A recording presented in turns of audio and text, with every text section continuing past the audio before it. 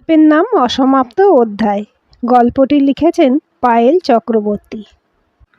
আজকাল বড্ড ক্লান্ত লাগে জানো রানু, হাঁপ ধরে যায় ভীষণ।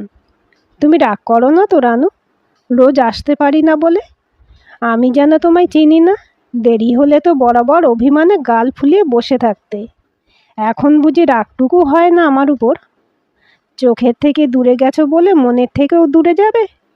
রানু, ও রানু, একবার মুখ ফিরিয়ে চাও।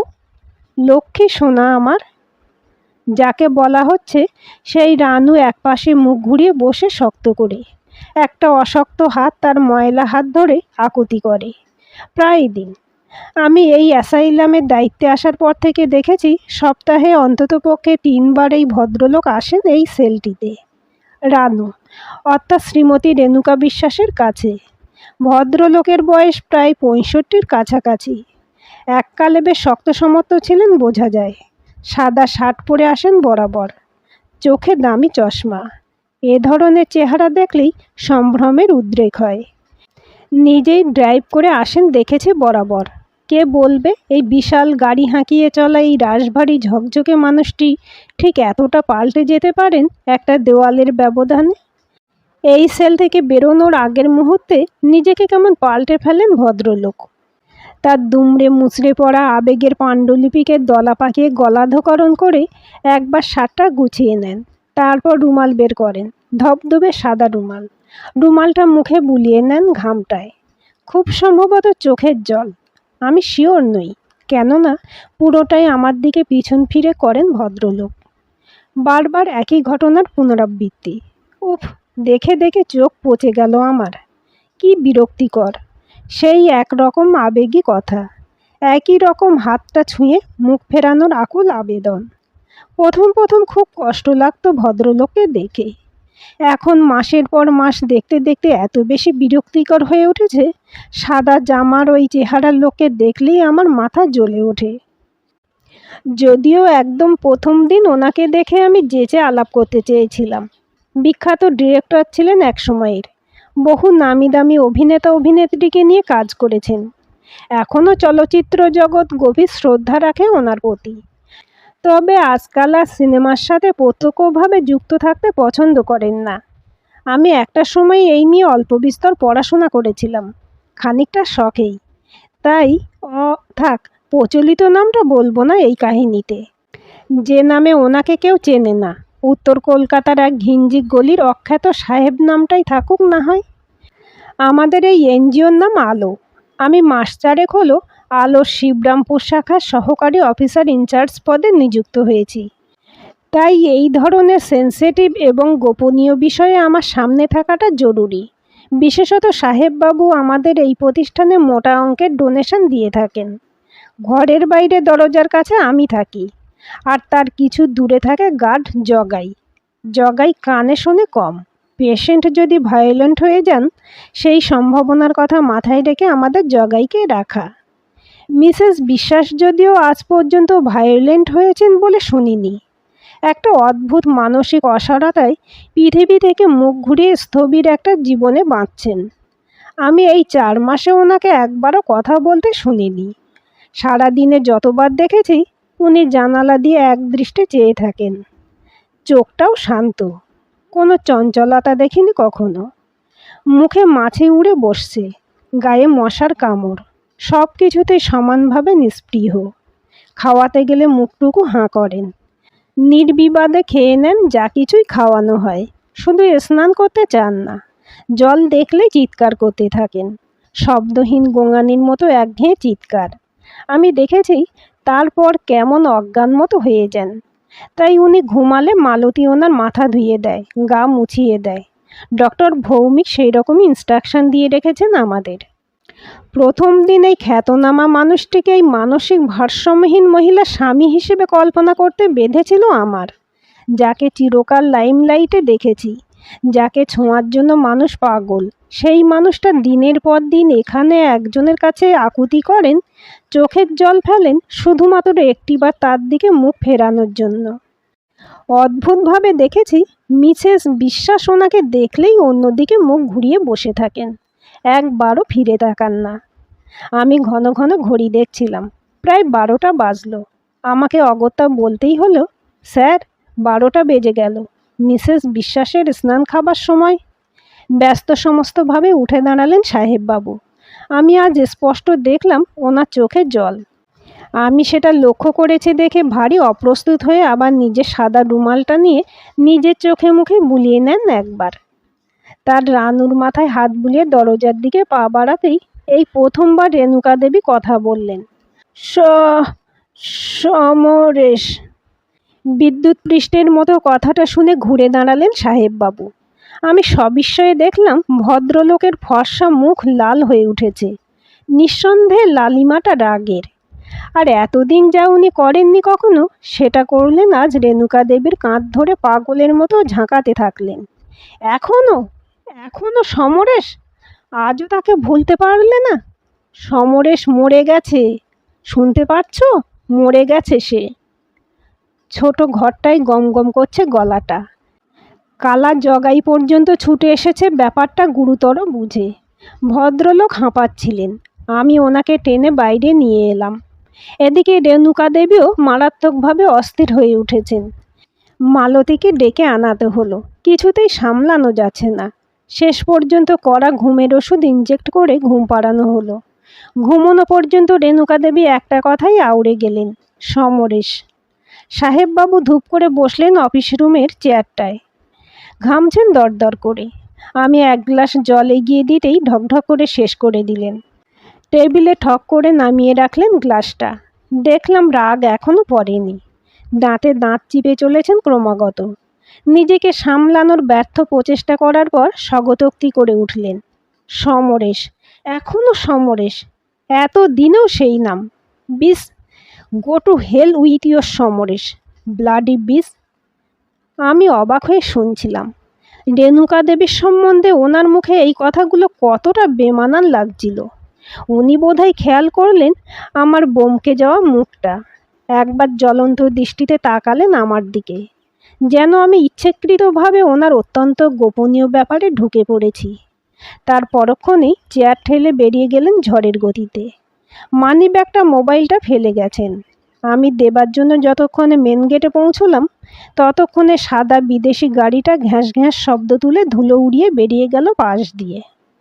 যা শালা, ভ্যাবলা হয়ে দাঁড়িয়ে রইলাম। আমার বস সমরদাকে ফোন করে বললাম সমস্ত ব্যাপারটা। এই কেস? যা, অফিসের পর গিয়ে দিয়ে আয় বাড়িতে, ফ্রিতে মদ খেয়ে আসবি একেবারে। ব্যাটার যা সব কালেকশন না। বিরক্ত হয়ে বললাম, রাখছি। কথা মনে ধরলো না? তুমি তো আবার সাধু সন্ন্যাসী মানুষ। থাকলে আমি চলে যেতাম শালা। যাক, যা গিয়ে দিয়ে আয় আর গন্ধ শুঁকে আয়। মেজাজটা খিঁচড়ে গেল। আজ তাড়াতাড়ি বাড়ি ফেরার ছিল। সোহাগ বারবার বলেছিল, কি আর করা যাবে, ভদ্রলোকের বালিগঞ্জ প্লেসের ফ্ল্যাটের ঠিকানা আমার জানা। 6টার পর বেরিয়ে পড়লাম। মেঘ করেছে খুব, আকাশ কালো। রেণুকা দেবী ঘুমাচ্ছেন দেখে এসেছি। ওলা নিলাম একটা। সোহাগ রেগে গেছে। একটা দিনও তুমি তাড়াতাড়ি আসতে পারো না বলো?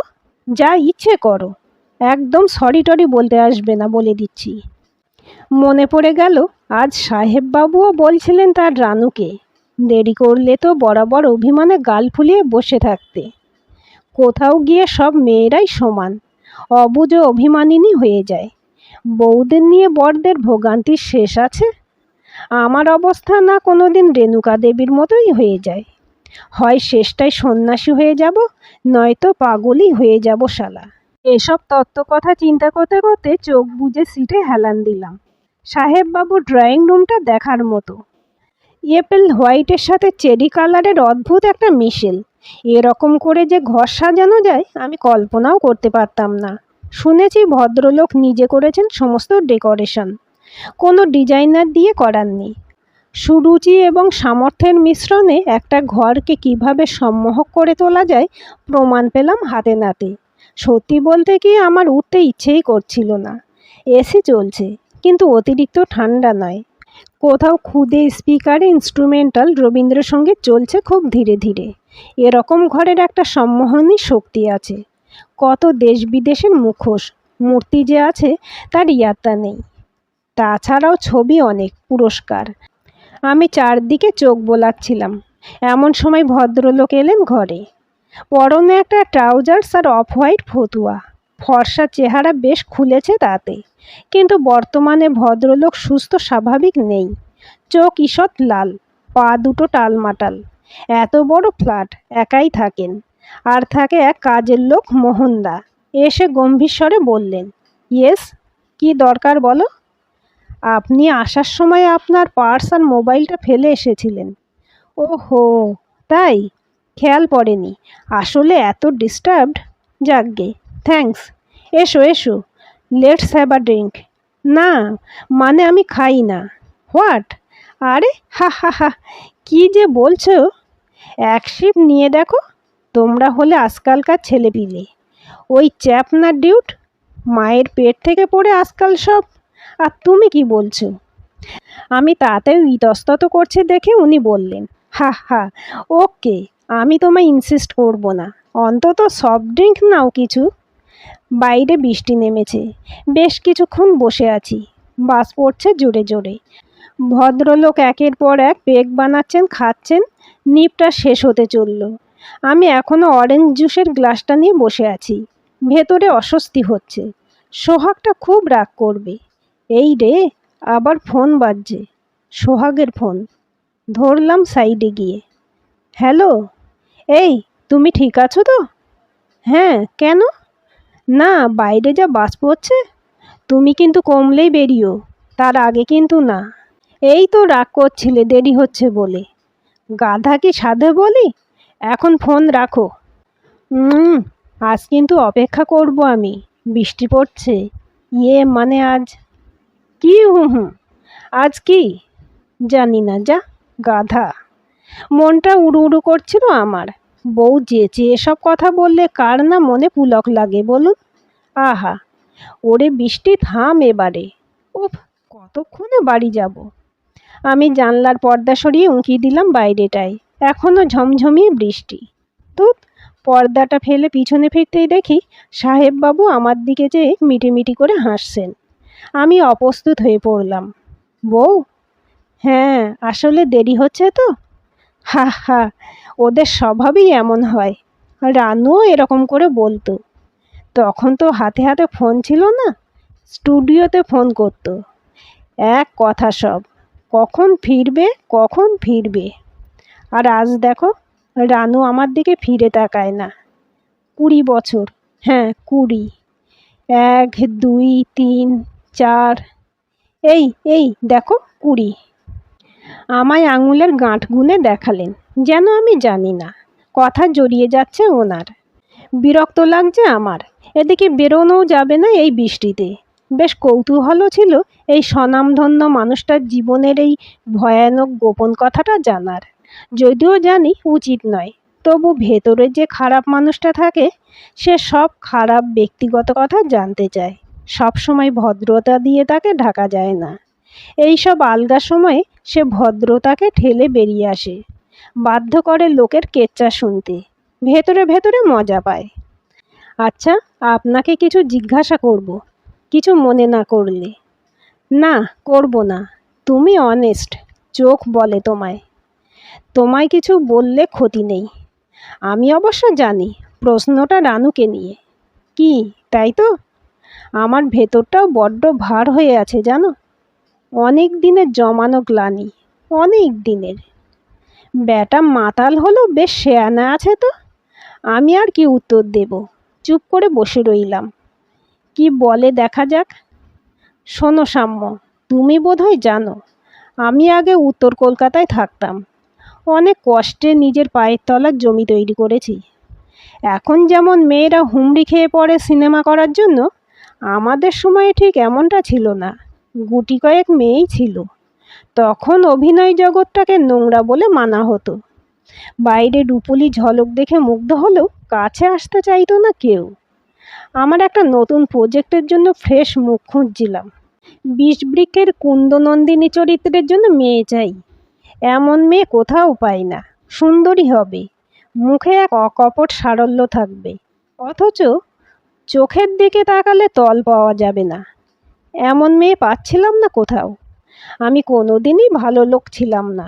মার্কেটে আমার সম্বন্ধে অনেক মেয়েকে নিয়েই অনেক কথা ভেসে বেড়াতো। আমিও চিরকাল এসব ইগনোর করে গেছি। এমন নয় কারো কারো সাথে প্রেম করিনি, কিন্তু সেটা সাময়িক। আমার জীবনে রানু না আসা পর্যন্ত প্রেম কি সেটা বুঝিনি।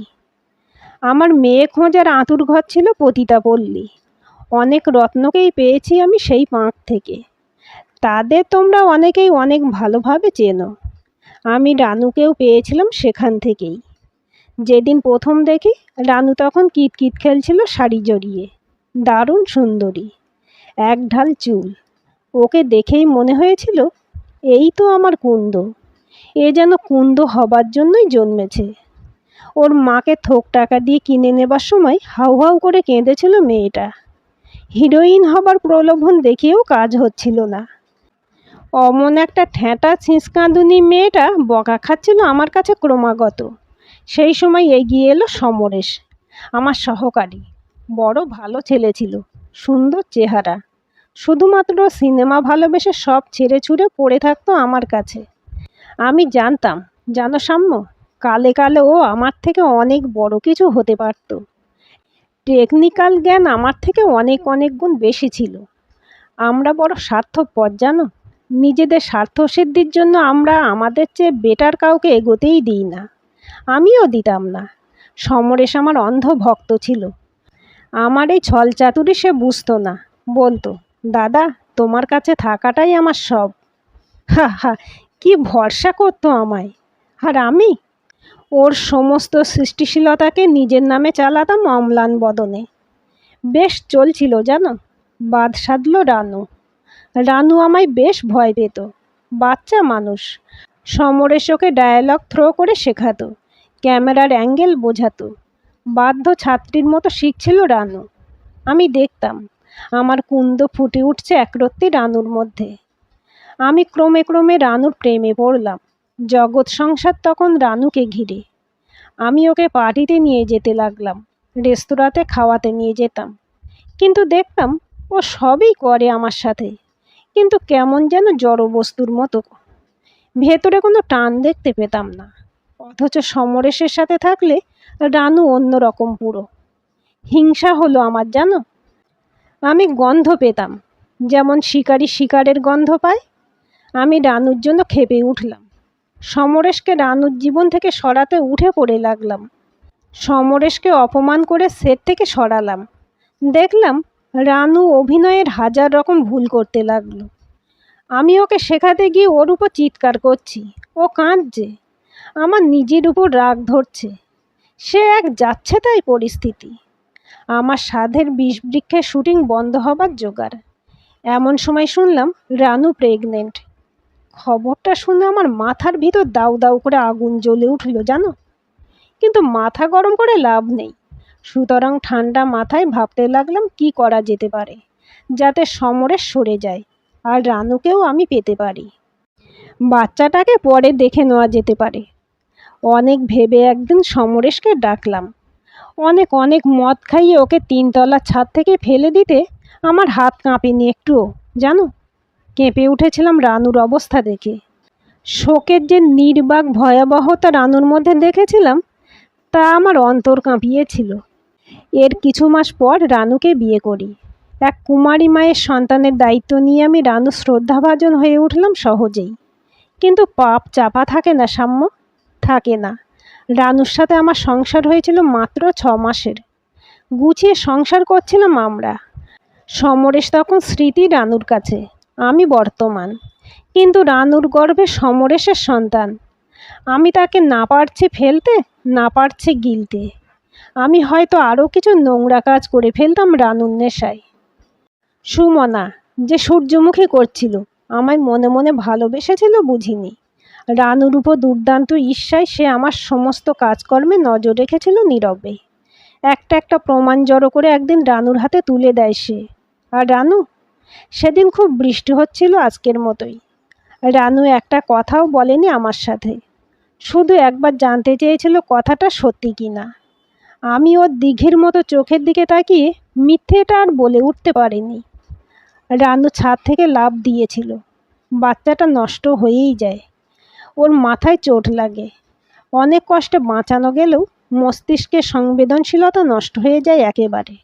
কথা বলা বন্ধ। আমায় আর সহ্য করতে পারে না জানো। আমি জানি না ওর কতটা মনে আছে, তবে আমায় দেখতে চায় না। আর আজ এতদিন পর যদি বা কথা বলল, তাও সমরেশ।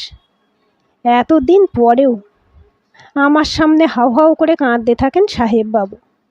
সকালের খবরের কাগজটা দেখে চমকে উঠলাম। বিখ্যাত পরিচালকের মৃত্যু। ঘুমের ঘোরে মারা গেছেন কাল ভোর রাত্রে। কি অদ্ভুত জীবন মানুষের। কাল আমায় সন্ধেবেলা নিজেকে উজাড় করে দিলেন, তারপর থ্রেটও দিলেন ব্যাপারটার গোপনীয়তা নষ্ট হলে আমায় খুঁজে পাওয়া যাবে না আর আজ তিনি নিজেই। আজ অফিসে গিয়ে দেখি রেণুকা দেবী আজও এক মনে বাইরের মাঠের দিকে তাকিয়ে। আমার চোখে জল এসে গেল না চাইতেই। এক অভাগী মেয়ের এই যন্ত্রণাময় ইতিবৃত্ত শেষ হোক তাড়াতাড়ি।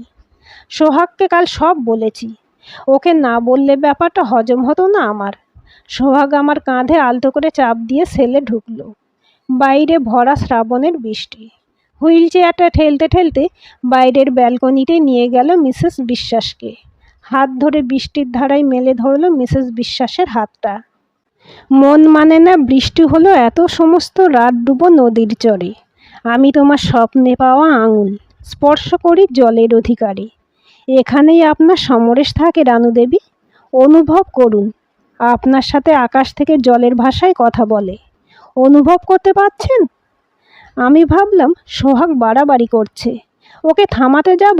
অবাক হয়ে দেখলাম মিসেস বিশ্বাসের মুখে পরিষ্কার কথা এলো, সমরেশ। দেখলাম চোখ দুটো জলে ভরে গেছে। আজকের গল্পটি কেমন লাগলো কমেন্ট করে জানাবেন। ভালো লাগলে লাইক হাইপ শেয়ার করবেন আর চ্যানেলটি সাবস্ক্রাইব করে বেল আইকনটি ক্লিক করে রাখতে ভুলবেন না।